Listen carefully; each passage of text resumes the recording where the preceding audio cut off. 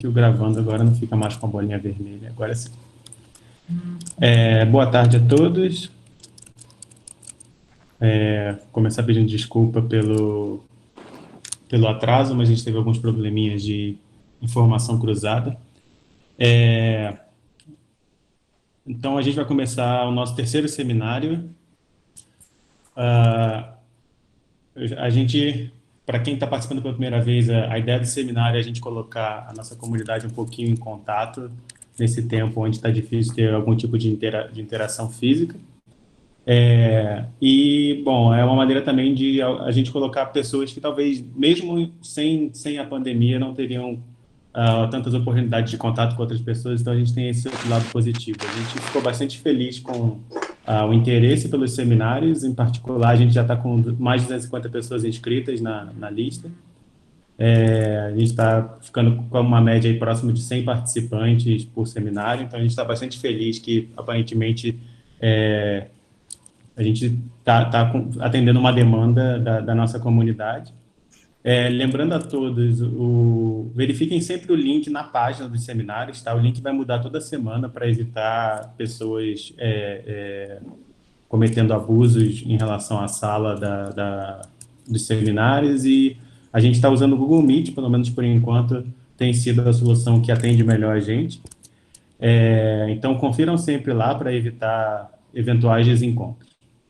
Bom, a gente vai testar uma coisa um pouquinho diferente hoje. A Celina ela vai manter a câmera dela desligada durante a apresentação, tá? Só para a qualidade do áudio ficar um pouco melhor. A gente fez alguns testes e tem uma diferença significativa. A gente vai pedir também para todo mundo manter os microfones desligados durante a apresentação, tudo para que o seminário possa ser compreendido por todo mundo e seguir da maneira mais suave possível, sem engasgos. Os slides já estão disponíveis na página do seminário. O Guilherme vai mandar aí o link para o PDF. Então, também, se por acaso, de repente, o vídeo ficar um pouquinho mais lento, acompanhar numa outra janela pelo PDF pode ser uma alternativa interessante para evitar problemas também. Bom, então o nosso protocolo vai ser o protocolo usual de seminários, então vai ter a apresentação da Celina e depois a gente vai abrir para perguntas, e aí as perguntas podem ser pelo chat ou pelo microfone, e aí nesse momento vocês podem ficar livres para abrir os microfones, até lá permanecer desligado. Então, para apresentar a nossa palestrante, é um enorme prazer apresentar a Celina. A Celina foi minha professora de graduação, mas isso tem pouco tempo, né, que eu sou bem jovem, então não faz muitos anos que a gente se conhece.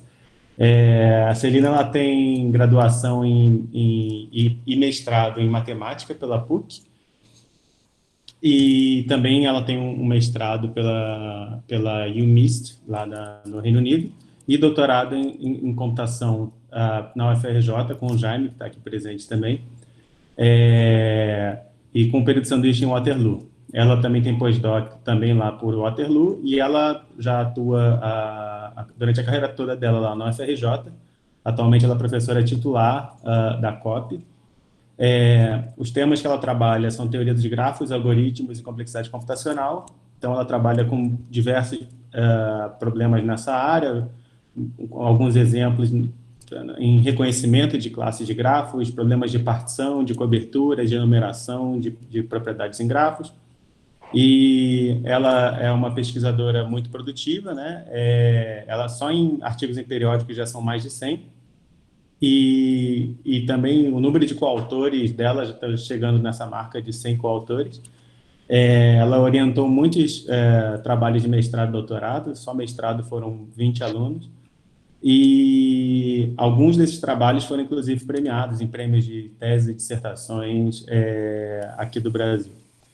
Bom, ela também ela faz diversas atividades associadas à nossa comunidade, em particular, ela é do Steering Committee do Lagos, que eu diria que é o nosso evento principal do tema desse seminário aqui na América Latina, e também do Law Cliques, é um workshop de cliques em grafos, e ela já coordenou diversos projetos de pesquisa e também faz parte já fez e faz parte do comitê de programa de diversos eventos, incluindo o WG.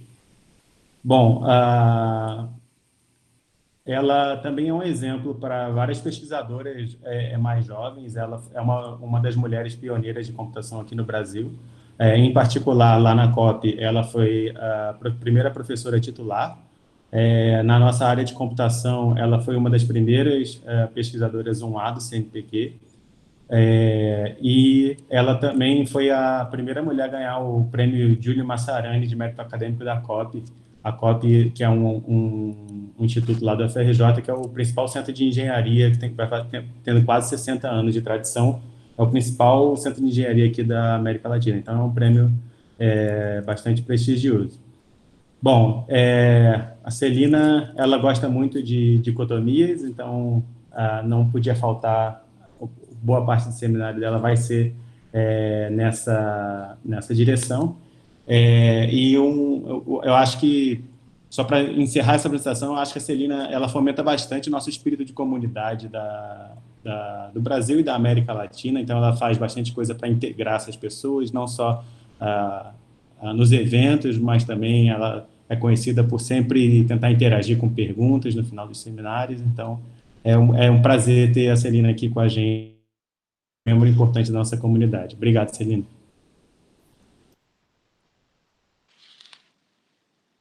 Vinícius, obrigada, então, pela apresentação.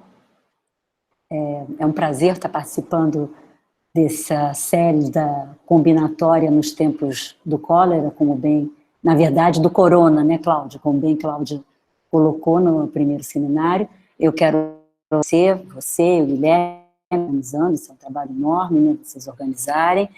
E muito obrigado, serviço muito importante que vocês estão fazendo para a nossa comunidade, né? E quero agradecer também os dois primeiros, a Cláudia, né, que abriu, né, com a combinatória nos tempos do corona, e depois o Carlos Hoppen, que falou semana passada, que também deu uma belíssima palestra, né, e foi bom porque ele falou bastante sobre bounded theories, que eu vou precisar também desse conceito na palestra. E como vocês estão vendo esse primeiro, na verdade, quando o Vinícius me convidou, eu aproveitei uma palestra que eu tinha dado recentemente, em agosto do ano passado, quando comemorou os 20 anos do Pargo, lá em Fortaleza. E, na verdade, foi uma comemoração, como eles bem colocaram, de 20 mais 50, porque foi também, comemorando também o aniversário do Manuel Campeiro.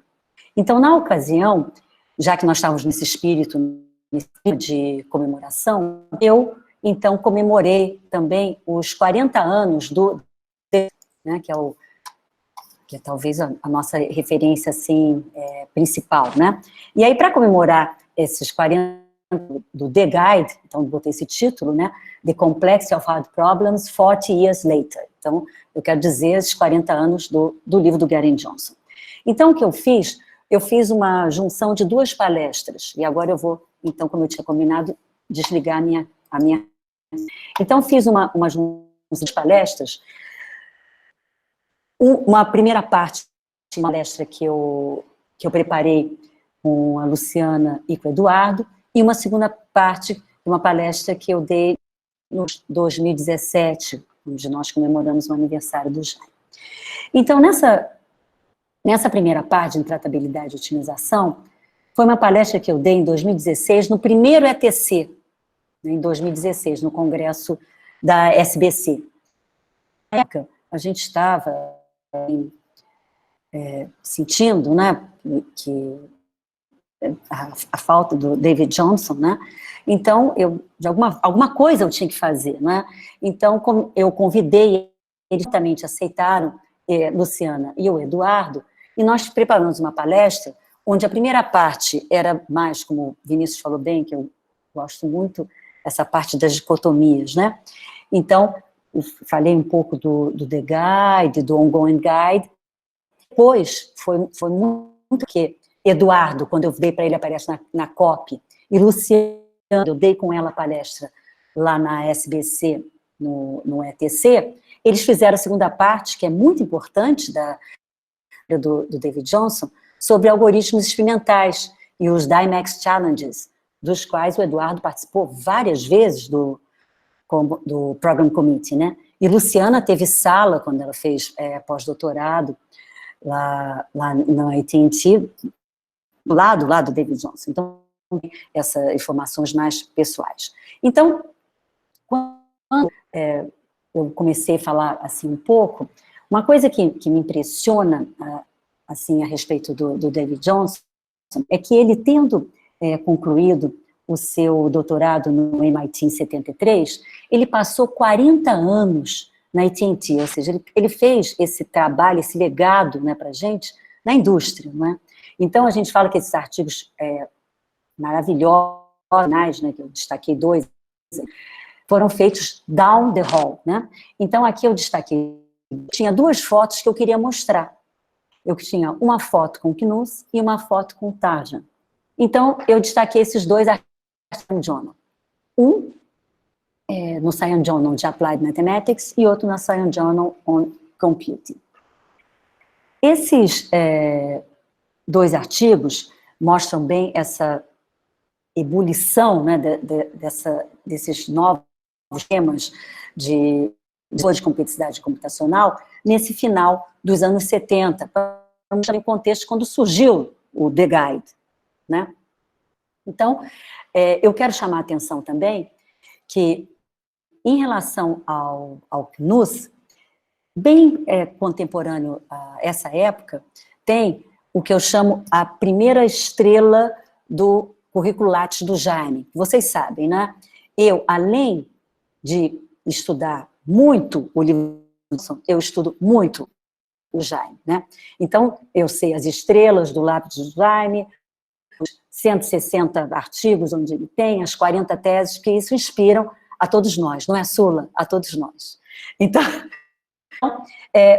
Jaime tem mais ou menos nessa época o artigo com o Knuth. E tem um pouco depois um artigo com o Papadimitriou, onde ele também dá a sua contribuição no mesmo Science Journal Computing para o circuito hamiltoniano para gráficos. Eu vou falar um pouco mais adiante sobre isso. As 2 fotos que eu queria mostrar são, primeiro, essa foto com Knuth, mas eu acho que nessa foto, Geren e Johnson não estavam falando de problema do Science Journal. Eu acho que eles estavam falando sobre uma outra questão que eles resolveram na mesma época, que era uma questão de nomenclatura. Vocês sabem que o Knuth tem esse legado também, né, que deu para a gente essa preocupação enorme dos nomes adequados. E quando essa classe de problemas desafiadores surgiu no início dos anos 70, Cook, e depois um artigo do Karp, né, dos 21 problemas, né, Karp chamava esses problemas de polinômio. Knuth não gostou desse nome. Então, ele fez uma enquete na comunidade, né, para buscar um nome melhor para essa classe. E apareceram os nomes, assim, curiosos, por exemplo, Hardball, em homenagem ao... né, e outros nomes curiosos.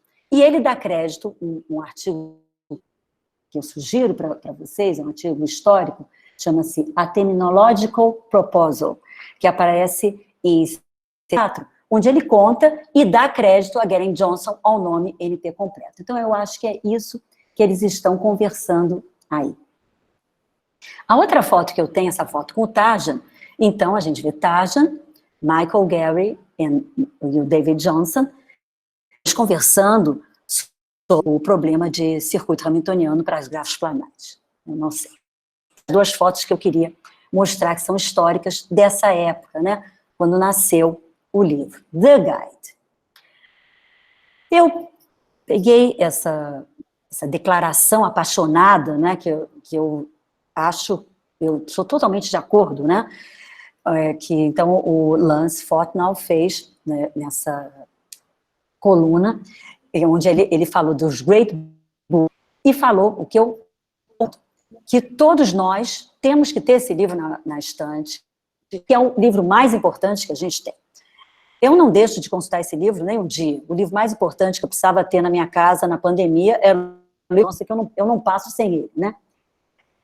E então ele ele fez essa defesa, assim, esse elogio apaixonado do livro da Erin Johnson, e de fato eu gosto do livro desde a capa, porque desde a gente vê que, embora seja um livro de complexidade computacional, é um livro que ele direciona na sua escolha desses problemas desafiadores, ele direciona para a teoria dos grafos. Então a gente tem muita coisa de teoria dos grafos, onde a gente tem esse belíssimo grafo que ele usa como gadget para mostrar a dificuldade do problema de aproximação para vertex column. Então, eu gosto desde a capa do livro. E o livro, ele é, assim, curioso também, da maneira como ele se organiza, não é? Uma coisa que eu queria falar, desculpe, é que talvez, além da gente ter esse momento que apareceu, né, em 79, eu acho que contribuiu também muito para a popularidade do livro, é o fato dessa questão, desse problema de P versus IP, ter sido escolhido como um dos problemas do milênio. Então, isso trouxe também muita popularidade, não é? E atualidade, embora seja um livro de 40 anos. Mas a maneira que ele é organizada é curiosa e útil, porque, claro, ele começa falando sobre esse abismo de intratabilidade que essa classe de problemas tenta capturar, e vende o peixe, falando que aparece nas mais variadas áreas, né? E, então, ele divide, digamos, em 3 partes o livro, onde a primeira parte trata da teoria, a segunda parte já é mais um ponto de vista dele, já que, por exemplo, o David Johnson fez sua tese de doutorado em algoritmos de aproximação, e a terceira parte é o apêndice. Esse é uma maravilha. Esse apêndice tem 300 problemas de NP completos que são organizados em 13 categorias. E a organização, do nosso ponto de vista de teoria dos grafos, também nos beneficia muito e faz que seja uma referência muito útil. Por quê? As 2 categorias, a categoria A1, são os 65 GT, aqueles todos que a gente encontra diariamente, que a gente trata com eles.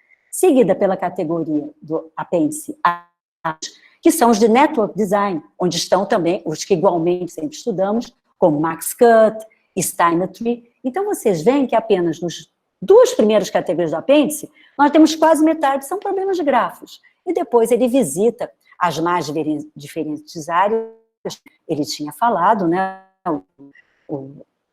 os autores do livro, e termina falando sobre esses problemas em aberto, que seria o último, o apêndice 13, a categoria 13, digamos. Então, logo que ele começa, quando ele quer justamente simbolizar o que seria, né, esses problemas desafiadores, né, esses problemas que eles falam que representam esse abismo de tratabilidade. E isso eu também gosto bastante, mais uma daquelas figuras enigmáticas, no caso aí ele usa o Bandersnatch. Então ele fala, ele faz um cenário, né, onde ele tem lá uma empresa tem lá um projeto que você quer capturar esse problema, né, desafiador que escapa você como um Bandersnatch. E aí aparecem os famosos cartoons. Nesses cartoons, então, a gente tem aquelas situações onde o líder daquele de Bandersnatch relatar para o chefe a situação. Chefe, estou conseguindo encontrar esse algoritmo. Eu acho que eu não sou capaz de fazer isso. E o chefe fica lá, impassível, não fica nada sensível com isso. No segundo momento, ele chega com um pouco mais de convicção, talvez porque tentou mais, não é? Diferentes ferramentas que ele tinha, e ele fala, então, que não tem algoritmo. Eu não posso encontrar porque não tem. Mas não tem, por que não tem? O chefe continua naquela mesma posição, e então vem a terceira cartoon, que representa essa classe, né, dos problemas NP completo, porque ele fala, chefe, eu não consigo, mas eu estou em boa companhia. Todas essas pessoas famosas também não conseguem.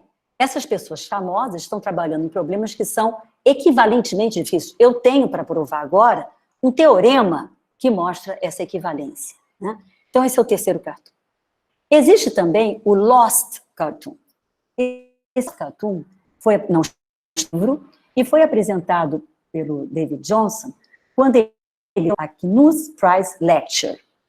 É outra coisa que eu fico impressionado. Knuth, né, esse gigante, não é, da teoria da computação, que dá nome, ele é vivo, né, e ele dá nome ao principal prêmio para Foundations of Computer Science, um prêmio que é dado pela I3E Fox e o ACM Stock.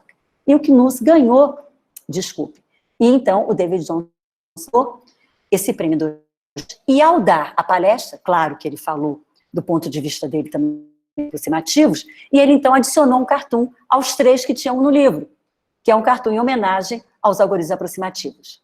We may be able to solve it, but we sure can get close.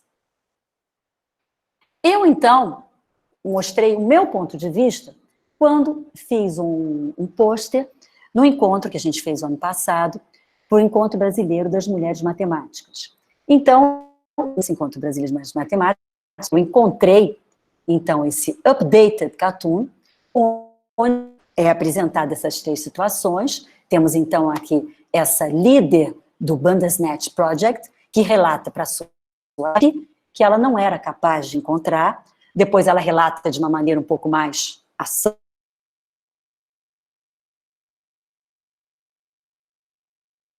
impassível, e depois, então, ela mostra a razão, ela tem um tema, não é, que coloca esse Bandersnatch Problem em boa companhia, junto a outros problemas desafiadores, né. E aqui, então, a gente tem nesse updated cartoon, essa fila que tem também mulheres, não é? Essa fila também é updated, né. Então, eu quero chamar a atenção. É uma coisa até que eu comentava essa semana com o Jaime, eu fico muito animada, né, fico contente que Sheila esteja nos assistindo, e tantos jovens pesquisadores, que a gente, na nossa comunidade, nós temos muita gente nessa fila aqui, muitas meninas, né, que a gente celebrou o ano passado. E quando me convidaram para ser chair do Scientific Committee, eu perguntei, será que me convidaram? Um encontro de matemática, quem sou eu para selecionar quem vão ser as palestrantes, quais vão ser as áreas da matemática? Mas depois eu entendi que eu estava lá por causa de vocês, não é? Por causa da comunidade que vocês formam, a gente junto, né? Tantas mulheres a gente tem, a nossa comunidade latino-americana é muito forte com as mulheres.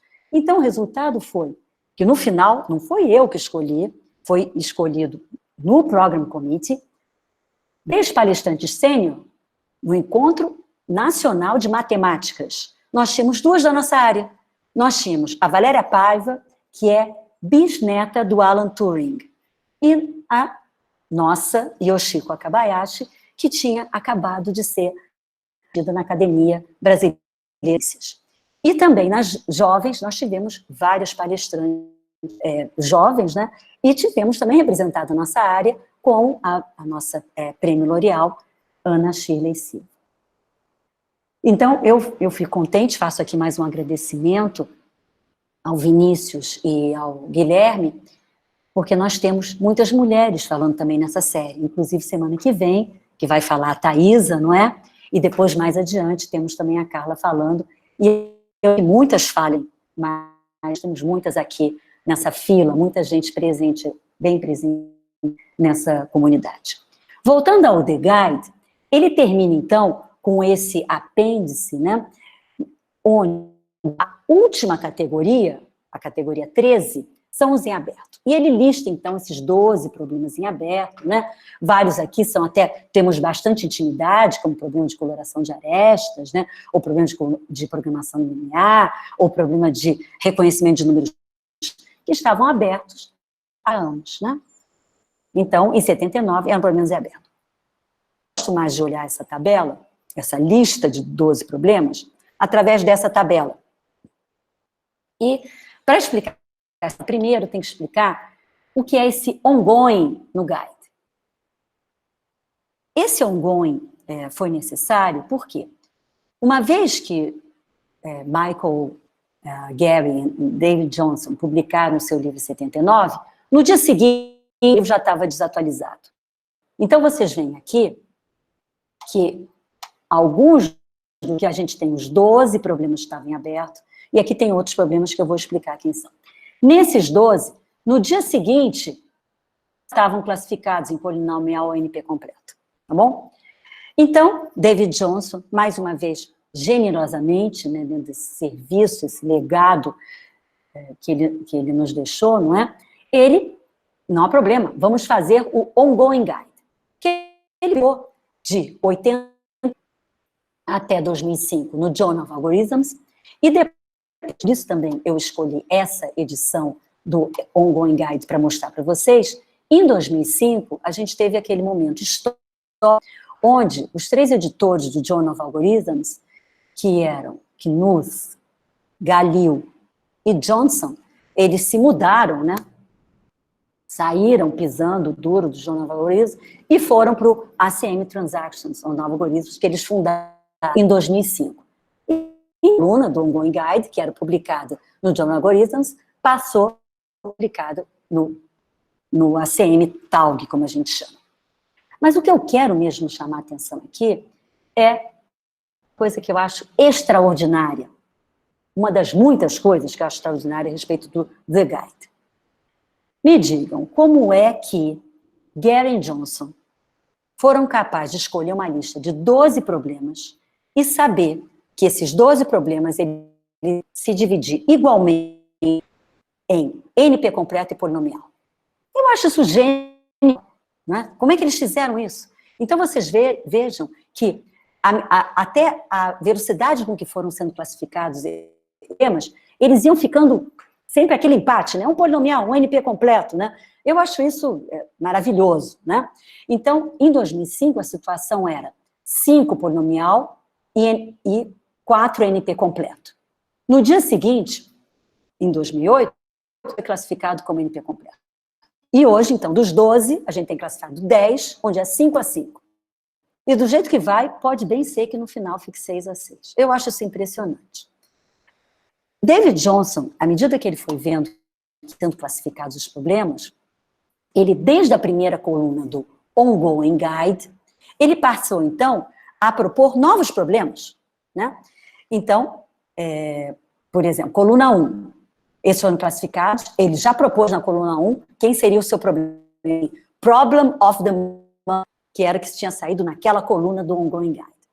Então, por exemplo, foi quando ele propôs em 81, com o problema em aberto Imperfect Graphs, que era um problema importante. Nós que trabalhamos mais na área de gráficos, sabemos que desde os anos 60 nós temos, não é, a definição e os desafios propostos por Berge, mas tinha um problema que era uma condição necessária para que entrasse nessa lista dos problemas em aberto. O problema tinha que ser NP. Aqui eram problemas que estavam em NP, que não se sabia, eram completos ou polinomial. Esse era o desafio. Como nesse momento, em 79, não era ainda sabido NP, ele não entrou. Em 81, já se sabia que ele era, e aí ele passou o problema em aberto. Observem como essa coluna de 2005 foi histórica, né? Além de ser a primeira coluna no ACM Taug, ela é a coluna que diz, né, que o problema de grafo imperfeito é um problema, assim como o problema, o problema de número primo, polinomial, que a gente sabe que foram algoritmos, né, que surgiram no início do milênio, né? A coluna que eu gosto mesmo é a coluna 16, né? Você já viu essa tabela várias vezes. As pessoas que chegam na minha sala veem essa tabela, porque eu tenho pregada atrás da minha porta. Então, todo mundo tem que dar opinião nessa tabela. E das coisas que eu gosto dessa tabela é que essa tabela é construída toda em torno dos grafos perfeitos, né? Então, nós temos aqui uma classificação em 30, nós temos 30 linhas que correspondem a classes, e nós temos 11 colunas. A primeira, membership na classe, seguida de 10 problemas. Essa seleção, o quem seriam os 30 e quem seriam os 10 é toda feita em termos perfeitos. Então, essas 30 classes, elas são agrupadas em 4 grupos, onde a gente tem árvores, planaridade, e depois nós temos classes de grafos perfeitos, que a gente sabe que muitas delas são grafos de interseção. Então, a gente também tem uma parte sobre grafos de interseção.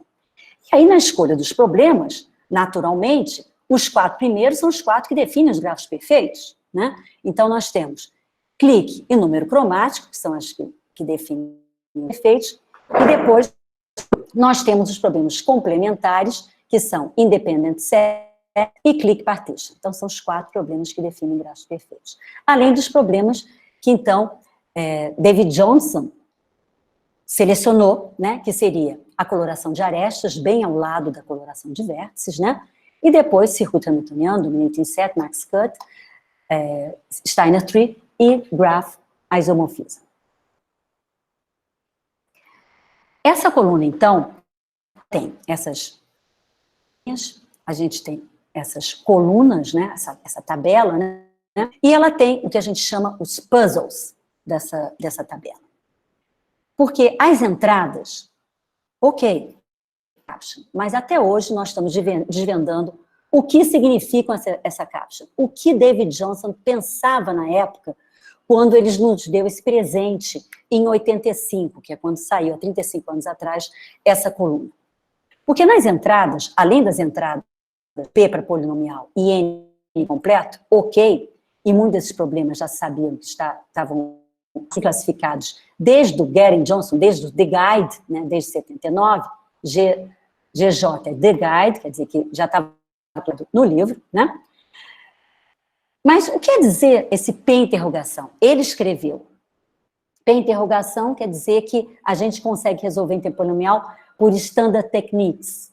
Eu acho que a gente consegue, parece que a gente consegue. E tinham vários P interrogados na tabela. Eu entendia muito bem por quê. E por que, por exemplo, em partial trees a gente tinha aqui, mas aqui a gente tinha O interrogação.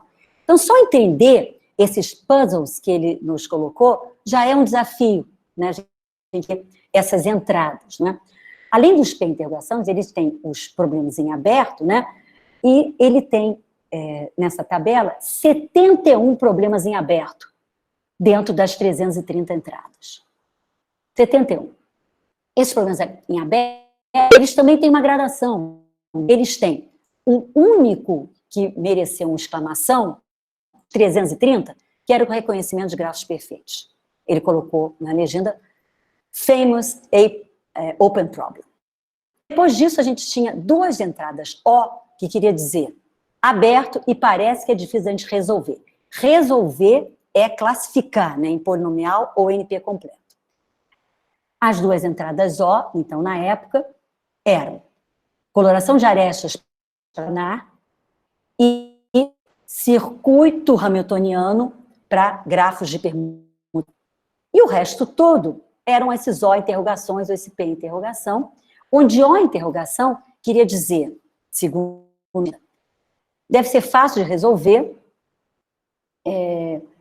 e deve ser quase como um exercício, né, que ele falou nessa entrada aqui. Então, por isso que a gente chama desses puzzles. Deixa eu ver se eu quero falar mais alguma coisa. Ok. Quero falar de uma coisa importante. Eu sempre falo nesse momento, pensei que até que já ia ter aparecido no chat, talvez até já tenha aparecido no chat. Celina, você esqueceu de falar o que eu gosto dessa tabela. Vocês sabem o que eu mais gosto dessa tabela. O que eu mais gosto dessa tabela é que só tem uma entrada de um brasileiro nessa tabela, que é um problema que eu já citei, logo no início, quando eu mostrei aquela foto do Tajan, Gary Johnson, trabalhando no problema de circuito hamiltoniano para grafos planares, SN. Vinícius colocou o que é? Obrigada. O Vinícius já botou lá, já deu uma dica, é uma boa ideia.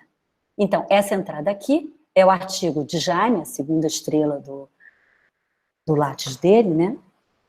Que é o artigo dele com o Papadimito, no Science Journal Computing, que é uma prova, porque traz de grafos planários para grafos grid, essa dificuldade. Eu gosto muito dessa tabela. Então, quando eu falei no Lagos, em 2017, e nós fizemos a homenagem do Jaime, era aniversário dele, né? Eu, então, tentei mostrar um pouco a minha perspectiva em relação a essa tabela, que eu gosto muito, que o David Johnson, quando ele apresentou focado nas classes.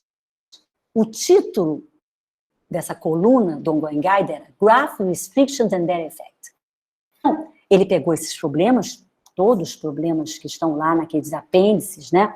Naqueles apêndices de Graph Theory ou de Network do The Guide, e ele, então, tratou de encontrar classes que fossem separadores. Então, por exemplo, a gente tem casos onde a gente tem um problema NP completo, por exemplo, NP completo para grafos perfeitos, mas para uma classe cografos, então você tem essa separação. Então, eu quando e quis usar essa tabela, eu quis considerar a maneira, digamos, dual.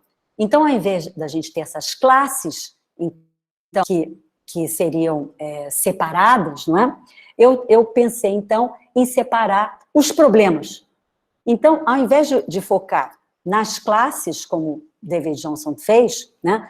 No Ongoing Guide ele tem 4 seções, uma para cada conjunto de classe, eu, então, fiz essas Complex Separating Graph Classes, problemas. Então, falei de vértex, arestas e total vértice e arestas. E falei também um pouco sobre de biclique e de clique. Então, encontrar dicotomias, como o Vinícius falou, que eu gosto muito. Todas as possibilidades, não é? Então, ser polinomial para vértice, coloring, NP completo para arestas, polinomial para total coloring, e assim por diante, a gente encontrou todas as possíveis combinações, uma dicotomia total, né?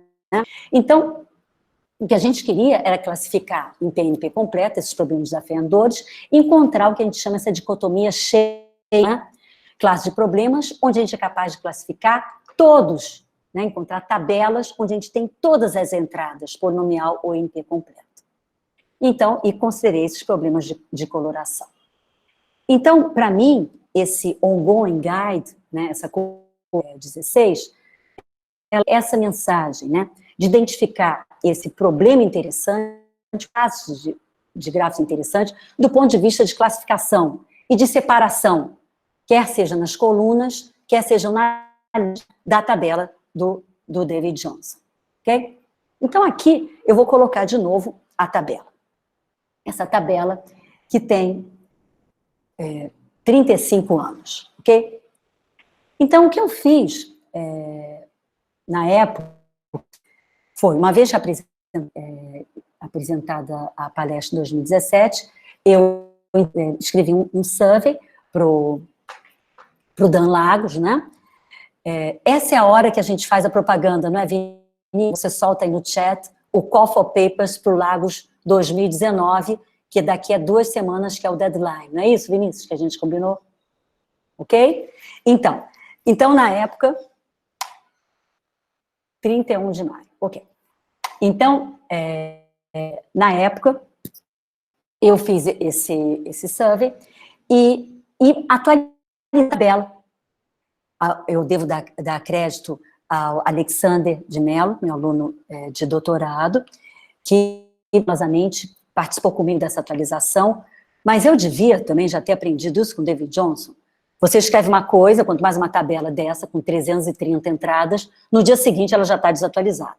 Então, esse artigo, né, que está publicado no número especial para o Lagos 2007, já está desatualizado. Então, o que eu vou mostrar para vocês agora é a tabela hoje.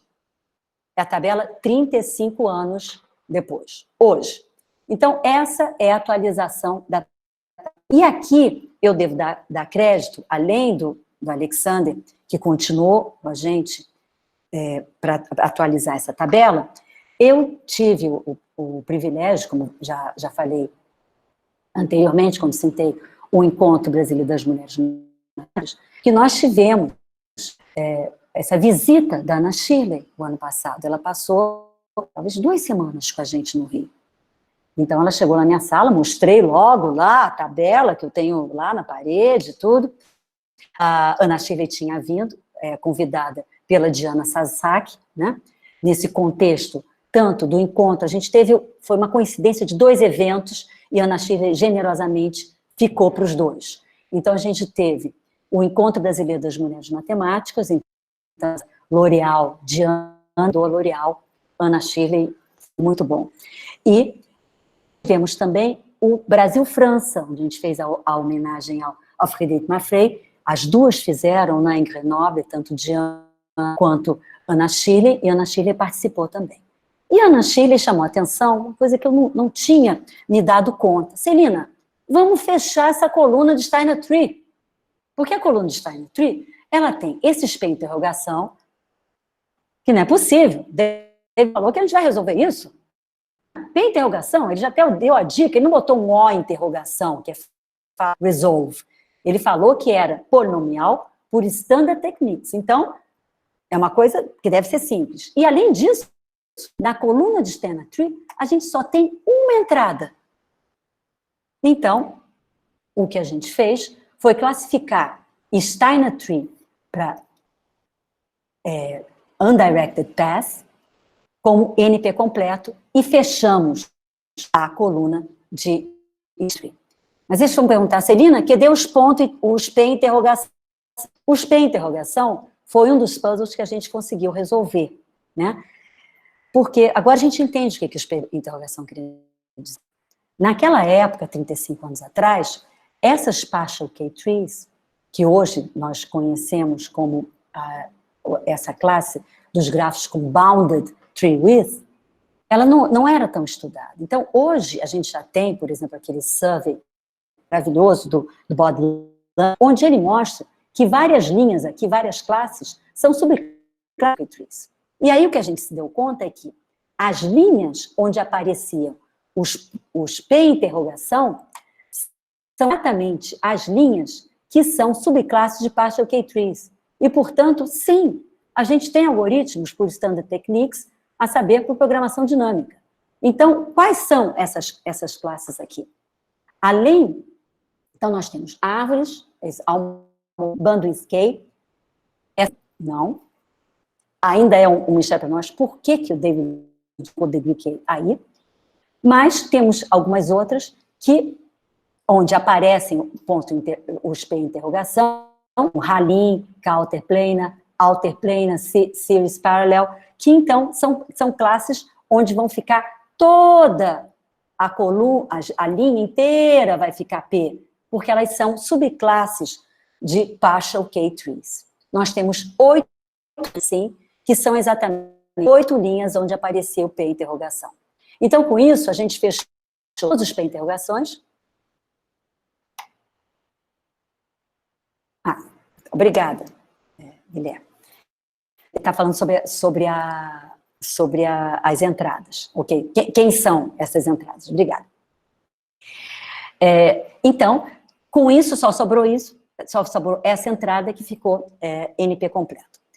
Eu queria chamar a atenção aqui, para também, não apenas da nossa contribuição, que talvez o mais importante seja essa atualização, 35 anos depois, de entradas importantes. Essa que era a única entrada, exclamação, que a gente sabe que é polinomial, a gente tinha 2 Os, um ainda resiste, porque é incrível que 35 anos depois, a coluna que tem mais O interrogação e tem esse O, seja coloração de arestas. Esse problema é muito desafiador, né? Você vê que eles estão lá resistindo, inclusive com arestas de cografos.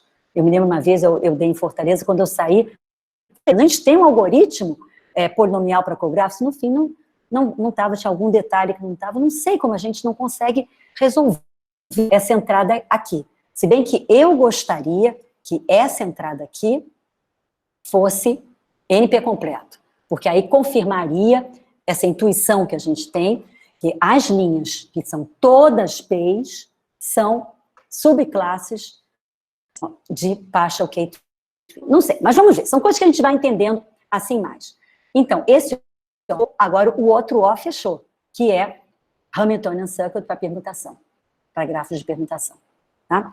Então, você, como teve esse progresso, mas ainda nós temos muitos desafios ainda nessa tabela. Tá?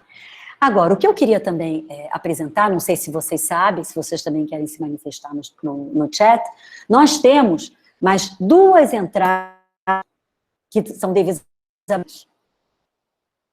Pelo menos 2, se tiverem mais, vocês também digam que é uma informação que a gente quer trazer, tá bom? As 2 entradas que a gente tem, uma é uma tese orientada pela Sula do Hérbio, que é a tese do Rubens Sucupira, que é professor da UERJ, que eles fecharam, essa é referência 4, que eles fecharam Max Cut, quando restrito para strongly caudal, que é NP completo. E a outra entrada é P, que é uma outra entrada. Então, essa entrada aqui, que é Graph Isomorphism Proper Circular Arc, é um trabalho de Jaime em colaboração com os nossos parceiros, né, argentinos, da Universidade de Buenos Aires, o Francisco e o Oscar, né? Francisco Sulenhac e Oscar Lin. Ok? Eu tenho que avançar, senão não termino. Eu fico olhando, eu posso falar horas sobre essa tabela. Vamos avançar mais um pouquinho. O que eu queria chamar a atenção também, agora já estou fechando, quando eu fechei a palestra no Lagos 2017, eu peguei emprestado, eu pedi para ele, peguei emprestado 2 slides do Daniel Marx. Então, agora eu vou fechar a palestra com 2 slides e mais uma surpresa. Vamos ver o que vocês vão achar da surpresa. Os 2 slides é que o Daniel Marx deu essa belíssima palestra, que tem o título que eu gostaria de dar para uma palestra minha, né? Eu acho esse título fácil, né? Every Graph, Easy or Hard. Dichotomy Theorems for Graph Problems. Então, um grafo ser fácil ou difícil, não é uma coisa dele, depende do problema. Até os grafos de partidos, você pega o circuito hamiltoniano e fica deles, não é? Então, essa história de easy or hard, você consegue fazer dicotomias cheias. Você tem que encontrar quem são aqueles problemas interessantes, não é? E aí, o Daniel Marx concluiu a palestra dele falando, eludindo, ou fazendo propaganda de que esses problemas de dicotomia dão bons research problems, né? Para mim, pelo menos, já me renderam 2 teses de doutorado, porque a tese de doutorado do Rafael Machado foi sobre teoremas para coloração de articulação total, e depois a tese de doutorado do Hélio Bonfim foi sobre problemas de dicotomia para coloração de clique e coloração de biclique. E, de fato, eu concordo com Daniel Marx, porque quando a gente quer provar esses teoremas, a gente tem que trabalhar em 2 lados, né? Porque a gente tem que dominar bem essas técnicas para desenvolvimento de algoritmos, mas também tem que provar os teoremas de NP completude, que requerem, então, técnicas bem diferentes, né? Agora eu vou soltar o presente, ou a surpresa, que eu fiz também em agradecimento ao nosso host. Achei que Vinícius ia gostar dessa tabela. Fizemos para você, Vinícius. Então, essa tabela que nós fizemos,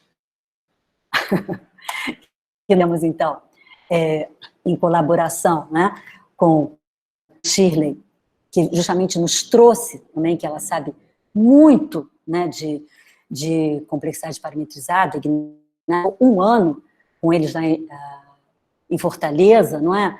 Então, é um aprendizado enorme. Eu devo agradecer que o Ignasi tem nos ajudado muito, né, nossa comunidade, para também aprender e conseguir fazer o que a gente chama, né, a gente chama ela como Revising Johnson's Table for the 21st Century. O que é você estudar a complexidade computacional de problemas hoje, né, no século XXI. Então, o Ignasi deu uma palestra belíssima ano passado no Lagos 2019, depois ele veio também para o Brasil e França, e ele tem nos ajudado muito, né? E, então, Ana Shirley falou, vamos lá, vamos trazer o que a gente chama dessa granularidade, né, de parametrizar para essas entries. Vamos colocar, então, essas entries, né, que esse par NP hard, né, que seria o NP hard para o clássico, e o par NP hard, o parametrizado. Vamos trazer o FPT, que seria, então, enquanto a gente tem polinomial para o clássico, nós teríamos o FPT do ponto de vista de parametrizado, né? E, com isso, novos puzzles, né, que agora a gente está destacando com O estrela, né?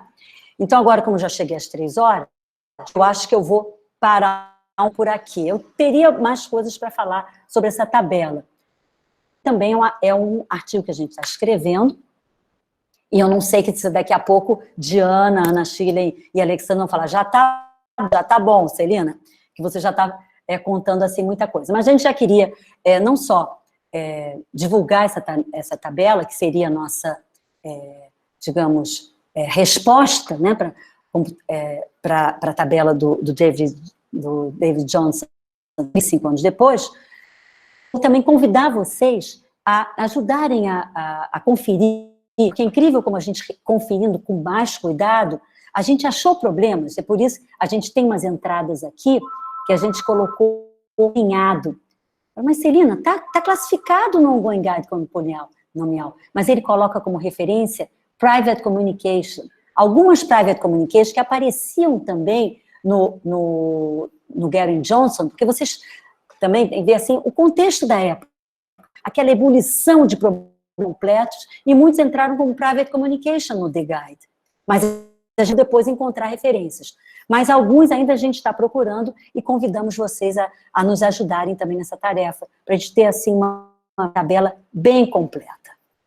E eu acho que eu queria falar só mais uma coisa, aí eu fecho, tá bom? Eu estava olhando aqui nas minhas notas, que eu queria fazer mais uma referência, tem tanta coisa boa que o David Johnson assim, deixou para a gente, que eu acho que eu não termino num agradecimento, assim, apropriado, né? Então, o que eu queria ter mencionado quando eu falei lá da Knus Prize Lecture, então tem a lecture, está disponível quando eu falei daquele Lost Cartoon, mas tem também, eu gostaria também de deixar essa sugestão para vocês, que o David Johnson, em 2012, quando teve o centenário do Turing, que nós comemoramos também, não é? Então, ele deu um presente para a gente, um artigo, que ele comemorou, amplo aniversário para nós, da nossa comunidade de complexidade, além do Turing, eram os 40 anos do artigo do Karp. Então, ele escreveu um artigo que ele chamou de A Brief History of NP-Completeness. Eu recomendo também para vocês. Então, isso eu peço desculpas que eu falei um pouco, mas achei que eu deveria fazer mais essa recomendação. Então, é isso, Vinícius. Obrigada pelo convite. Obrigada, Guilherme. Obrigado, Celina. Vou convidar todo mundo que quiser para desmutar o microfone e agradecer a Celina com a salva de palmas.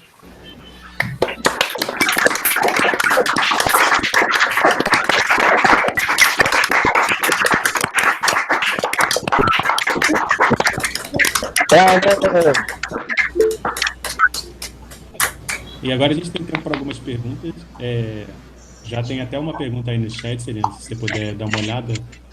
Você pode dizer qual é, Vinícius, por favor? Você pode me dizer? Fabrício perguntou se existe uma versão bipartida da tabela para problemas como biclick máxima e classes como interval bigraphs. Não, eu não tenho versão da tabela para outras classes. Assim, não, claro que a gente sempre considera essa tabela e estuda outras classes. Não sei se foi essa a pergunta do Guilherme. Não, quem foi que foi? Fabrício que perguntou? Fabrício, desculpa. Do Fabrício. Mas, em relação a problemas, vocês vendem o mouse, não vem, Vinícius, vocês veem o mouse? Vemos sim. Então, tanto em relação a problemas, a gente poderia sugerir outros problemas, né? Como eu citei, né? Coloração de bicliques, coloração de problemas, como em relação a classes, não é?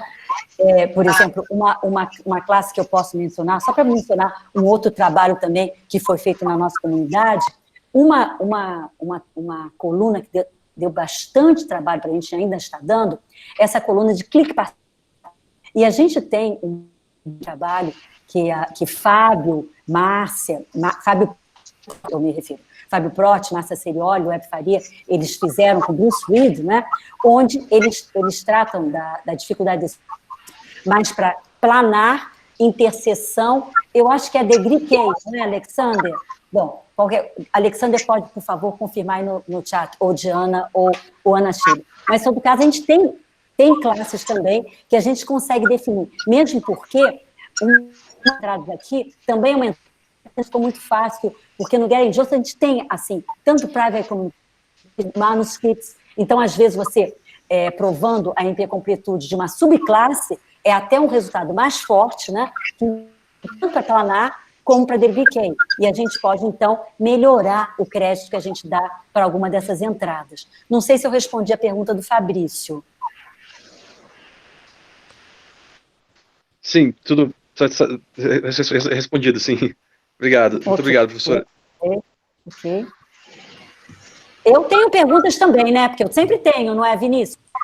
Você me fala quando mas eu puder perguntar. A prioridade é nossa. Eu tenho uma dúvida. Você mostrou,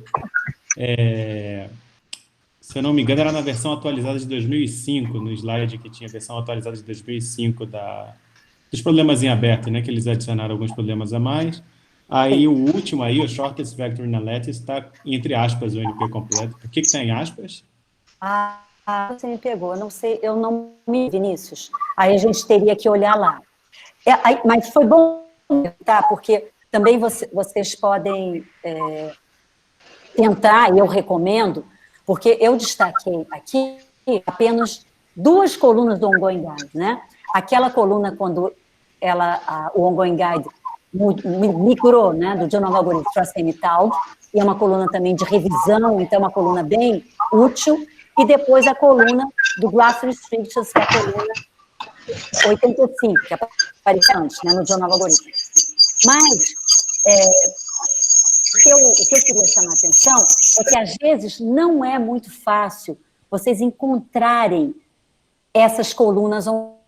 Se vocês tiverem alguma dificuldade, eu tenho uma página com todas elas, tá bom? E aí, inclusive, essa aqui a gente pode verificar depois, Vinícius, por que está esse NP, entre aspas, que eu não me lembro, tá bom? Tá legal. O Jaime tem uma pergunta. Fala, Jaime. Oi. Bom, inicialmente, só para fazer um comentário, que foi um excelente seminário, que deu uma visão geral, assim, para todo mundo que queira escolher algum problema para trabalhar. A partir dessa palestra da Celina, tem um prato cheio, tem um menu bastante amplo. Bem, agora eu queria fazer um outro comentário. Tudo começou com os 12 problemas em aberto do livro do Gary Johnson. Sim, Jaime. Se não me engano, desses 12, sobraram 2, não é isso? Sim, Jaime, 2. 2. Desses 2, um deles eu acho que é impossível. É o problema de isomorfismo. Tá? Tem gente que diz que você só vai resolver esse problema, se é polinomial ou não, quando resolver P igual a NP. Tá? Porque sim. tem gente que diz que esse problema estaria entre as classes P e NP. Agora, um outro é um dos problemas que na tabela inicial era um dos mais inocentes, pelo menos para mim.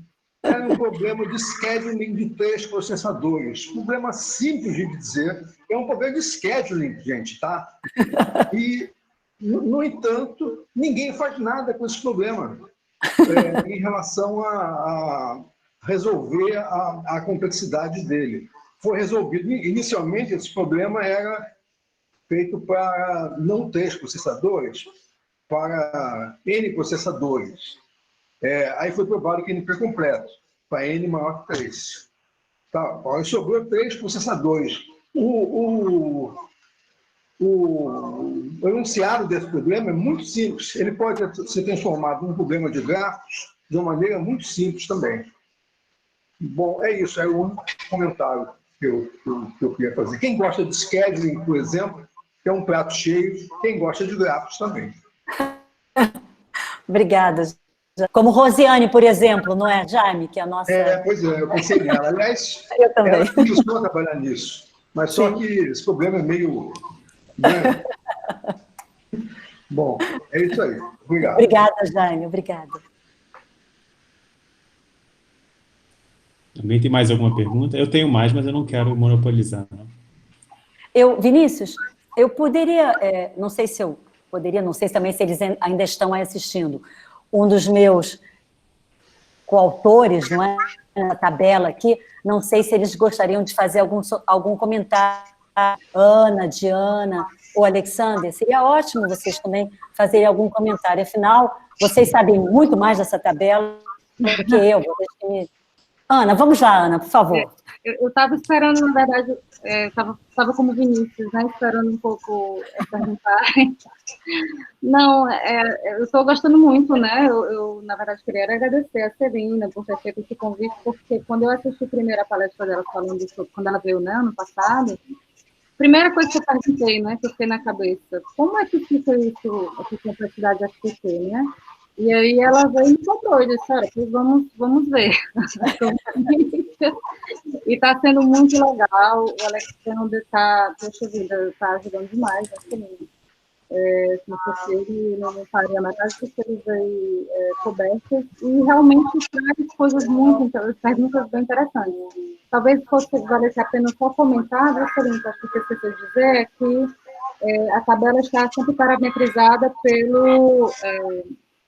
pelo parâmetro natural. Né? Muito obrigada, Ana. Por favor, explique isso. Eu devia ter falado. Obrigada, Ana, por favor. Nós consideramos sempre o parâmetro natural. Em alguns casos não faz muito sentido, como a membership, né? Mas não tem problema, porque membership, onde vai entrar o NP completo, era sickness K. E aí, nesse caso, está sendo parametrizado pelo K aí. Para quem não conhece, essa classe é que pode ser particionada em K, no máximo K, as arestas, né? No máximo K, grafos planares. Se para K igual a 2, já é NP completo, você decidir se um cara, né, tem thickness 2. E por aí vai, né? Independente 7 é o tamanho do conjunto dependente, clique, tamanho da clique, por aí vai. Uma coisa que vale a pena comentar, eu acho, viu, Celina, é que mesmo algumas entradas que aparecem aí como se estivessem resolvidas, como, por exemplo, sei lá, estou pegando aqui Undirected Path na coluna Dominating Set. Tá aí XP, mas é um XP, assim, trivial, um algoritmo trivial. Como é que você faz? Você pega todo o subconjunto de tamanho K e testa se é um conjunto dominante. Né? Então, apesar de estar aí XP, você pode dizer que é um problema em aberto, porque pode ser que vá para FTP ou que vá para W2 hard, né? Então, essa tabela... Eu gostei que a Ana leu todos os meus pensamentos. Eu tinha duas perguntas. Uma era sobre a parametrização, tinha parâmetro natural, e o outro era o XP, se o XP realmente estava em aberto, se ainda poderia ser W1 hard ou FPT. Isso, exatamente, pode. Então, é como o Jaime falou muito bem, né? Um menu e tanto. No isomorfismo, qual era o parâmetro? O isomorfismo e o Hamiltonian Path não tem tanta graça, né? A gente até substituiu o Hamiltonian por Longest Path, porque o tamanho é sempre o tamanho do grafo. E aí, claramente, fica FPT se você pode pegar e fazer exponencial no tamanho do grafo, né? Uhum. Aí não é tão interessante, apesar de ficar tudo FPT, mas não é tão interessante assim, né? Entendeu? O longest path, mesmo parametrizando pelo comprimento do caminho mais longo, é FPT, né? Então, isso. O isomorfismo é FPT levando em consideração o número de vértices, o parâmetro. Tá, entendi. Beleza, obrigada. Obrigada, Ana, obrigada. Uma outra coisa também foi em relação a independent set e digamos, complementar, né? Essa coisa de complementar, você tem classificar, problema complementar, essa coisa a gente tem que prestar um pouco de atenção, assim, né? Mas, em todo caso, vertex cover ficou fora da coluna do Johnson, né? Da tabela do Ongoing Guide, porque da complexidade clássica, independent set e vertex cover, sendo problemas complementares, né? Então, não tinha graça. Mas quando a gente olha para parametrizado, tem graça, né? Mas isso não deu para eu comentar, mas é um comentário também. Porque a coluna de seta, a gente abriu uma outra coluna aqui, que seria de vertex cover. E para parametrizado pode ser complexidade diferente, ok? mais perguntas? Senão eu tenho minha pergunta. Vai lá, Celina, pode fazer a sua. Eu não sei se nós temos... Não, pelo menos no início até o Flávio estava também assistindo, porque assim como a gente fez essa atualização, né, revisou para o século XXI, uma outra maneira de revisar seria usar essa granularidade, essa hierarquia, né, de classes de complexidade em relação à aproximação. Então, isso eu ia perguntar se tivessem pessoas assistindo que fossem aí da comunidade de aproximação. Essa é a minha pergunta. E o que vocês acham? Se valeria a pena também a gente revisar a classe sob esse aspecto? Não gostaram da pergunta? Alguém da comunidade de aproximação quer comentar alguma coisa?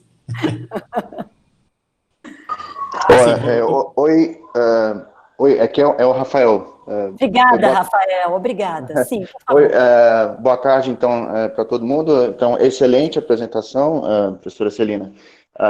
Realmente, em relação vamos dizer, a essa classificação, né, de complexidade de aproximação, eu estou para dizer que eu nunca vi nenhuma fonte na internet onde possa ser facilmente pesquisado assim a complexidade de aproximação desses problemas mais clássicos, assim, para essas classes mais clássicas de grafo. Então, eu acho que seria, sim, de extrema utilidade. Eu mesmo, rotineiramente, me pego, às vezes, tendo que pesquisar, mas calma aí, tal problema é APX difícil, tal problema é poli-APX difícil e tal, então eu acho que seria uma contribuição importantíssima. Obrigada, Rafael. Vamos embora fazer, Rafael, vamos embora. Vamos. Celina, a Carla mandou aí um link no chat. Parece que tem uma página que tem um compêndio de aproximação. Não é tão estruturado quanto essa tabela, mas que diz qual é o que é conhecido em relação a cada problema, resultados melhorados para classes específicas. Então, é alguma coisa que talvez não é estruturado dessa forma, mas vai nessa direção. Obrigada, ótimo, obrigada. Celina, eu acho que assim, não tem uma tabela muito compacta para aproximação, porque cada problema tem muitas... primeiro que, assim, se você pega um problema, tem muitas particularidades daquele problema e as classes especiais, né? Então, se você considerar só um problema, pode ser que você tenha várias aproximações possíveis, né, para o mesmo problema, só que para essas versões especiais. E a quantidade de aproximações diferentes que você pode ter, ela difere bastante, né? Por exemplo, o clique, por exemplo, você não consegue aproximar, assim, por exemplo, a menos que P seja igual a NP, você não aproxima para N elevado a 1 menos epsilon para qualquer epsilon maior que 0, né? Aí tem outros problemas igual ao outro extremo, que é a mochila, que você aproxima tão próximo do ótimo quanto se queira. E aí, nesse meio termo, aí tem trocentas classes aí diferentes, né? Por exemplo, tem log no meio, tem, né, o TSP para caso geral, você não aproxima para nada que seja computável polinomialmente, mas se você jogar para métrico, aí você consegue aproximar, por exemplo, a 3 meios. Mas se você jogar para euclidiano, você consegue aproximar para 1 mais epsilon, que até um PTAS, né?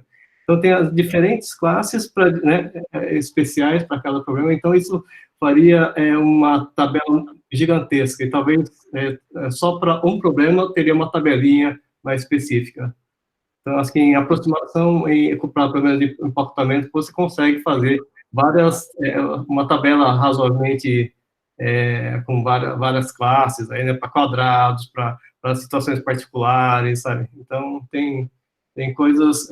então, é uma outra gama que a minha impressão é porque a tabela explode muito rápido. Ok, obrigada.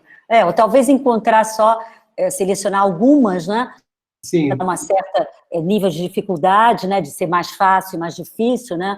E, não sei, eu fiquei curiosa, assim, E tem os resultados de aproximabilidade, né? Tem o lower bound, né? Que a menos do que isso você não consegue aproximar, né? Então Obrigada. Tem um lá de baixo, deixaria a tabela bem densa, mas certamente, talvez fosse para cada um grupinho de problemas, seria legal ter tabelas mais específicas, né? Isso seria muito bom, assim, ter para problemas específicos, né? Para vertex covers, talvez para conjunto independente, alguns problemas de comportamento, né? Então, acho que isso seria legal ter tabelas específicas para cada... Obrigada, Flávio. Okay. Nós temos 2 pessoas que se manifestaram aí no chat, o Leilton, eu não sei se ele quer falar alguma coisa, que ele mandou um oi. Não, eu tinha falado, porque ninguém tinha falado, mas só para complementar, então, na linha do que o Coelho falou e do que o Flávio falou, eu acho que se eu fosse criar uma tabela correspondente à aproximação, a pergunta que eu faria não era se está em P ou NP, porque a Celina gosta de dicotomia, mas eu faria uma coisa um pouquinho mais refinada no sentido, tem aproximação constante, tem aproximação logarítmica, tem aproximação polinomial ou não tem aproximação. Por exemplo, isso eu tinha pensado, mais ou menos. Mesmo porque eu não sei tanto essa granularidade como vocês sabem, não é, Leilton? Então, mas essa divisão assim... Mas eu acho que não seria tão interessante, porque seria mais fácil preencher, pelo menos essa tabela... Bom, na verdade, eu não sei. Algumas seriam bem fáceis, outras seriam difíceis. Mas era só isso. Obrigada. Obrigado a você. Acho que a próxima é a Sheila, né? Oi, Celina. Fala, Sheila. Sim. Sempre gosto muito de ver você falar de dicotomia. Acho bastante motivador, inspirador. Fico motivada mesmo. E, como você sabe, eu trabalho sempre em coloração, né? Então, eu queria perguntar o seguinte, olhando ali a segunda metade da tabela, na coluna de coloração, de arestas, a gente vê tantos Os, né? E eu sei que você também já trabalhou em subclasses de várias daquelas classes ali, com coloração de arestas, né? Tem ali split, tem fortemente cordais, tem... intervalos, e eu sei que você tem publicações de resultados parciais em coloração de arestas em subclasses dessas classes. E eu queria saber do seu feeling mesmo, assim, por que a gente ainda tem Os ali, sabe? Eu trabalho nisso também, mas eu sempre fico muito instigada a tentar algoritmos polinomiais, porque me parece sempre que eu estou muito perto de fechar a classe inteira, embora eu nunca consiga. Mas aí você tem muito mais experiência nisso e muito mais produção nisso do que eu. Aí eu queria saber de você qual é o seu feeling. Por que a gente ainda tem tantos Os ali naquela coluna de... Onde está a nossa dificuldade, né? Na coloração de arestas para essas classes. Eu acho que essas classes são difíceis mesmo, Sheila. Para mim, um exemplo assim, mais contundente são os cografos, né? Porque os cografos, e até uma classe que Célia sempre estudou, não é?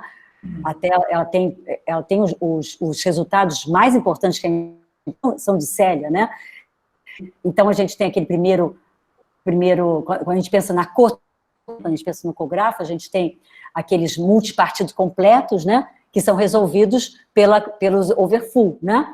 E isso, Célia estudou, né? Como é que faz join, para a gente ir andando naquela cotree, mas não conseguimos avançar muitos níveis naquela cotree, isso você sabe bem, né?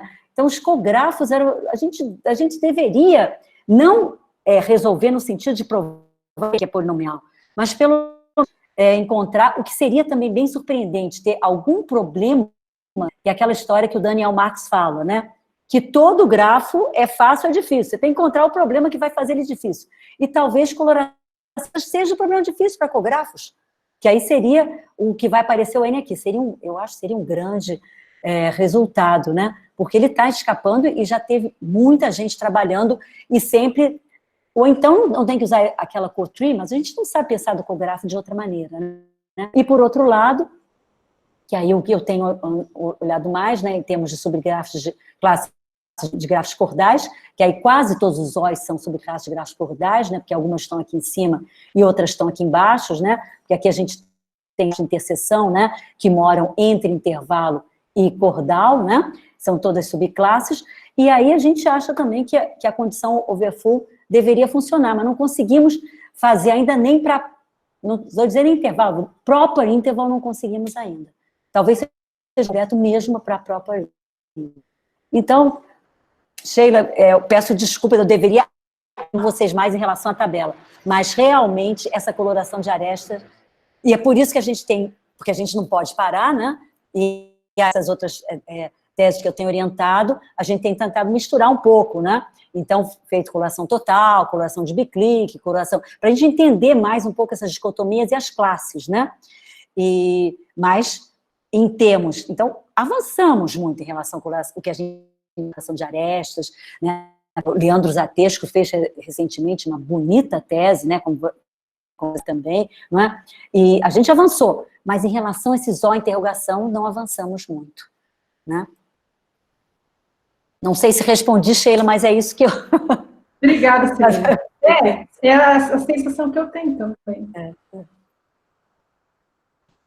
Intervalo unitário não tem nessa tabela não, Celina? Não, não aparece aqui. Aparece o proper circular, que é até o resultado que eu citei não é? Graph isomorphism. Mas não aparece o proper interval, não aparece aqui. Você mencionou, fiquei procurando. Mas eu furei fila, a Rosiane estava na fila para fazer pergunta. Desculpa, Rosiane. Rosiane mandou um link aí. Estava com o microfone fechado aqui. Sim, Rosiane. Então, complementando o que o Jaime falou sobre o problema de scheduling aberto aí na tabela original do Gary Johnson. Sim, vamos lá. Tem esse link que eu passei, mas também bem desatualizado, sobre diversas classes de problemas, né, com máquinas paralelas, heterogêneas, uniformes e os shops. Tem uma série de resultados, mas não atualizados. A gente tem um material mais atualizado, mais disperso aí. E especificamente sobre o problema que o Jaime comentou, né, de escalonamento com precedências, né, tarefas com relações de precedência, tem alguns resultados dispersos, mas seria uma coisa interessante também, né, estruturar uma tabela nos moldes aí dessa geral. Mas apenas para pontuar, quem quiser, eu passei o link desse site. Rosiane. Obrigada. É interessante, mas, enfim, desatualizado também. Obrigada, Rosiane. Eu não sei se alguém tem mais alguma pergunta ou comentário a fazer. Se não, vou convidar todo mundo a agradecer mais uma vez, de novo, desmutando os microfones para aplaudir a Celina, por favor.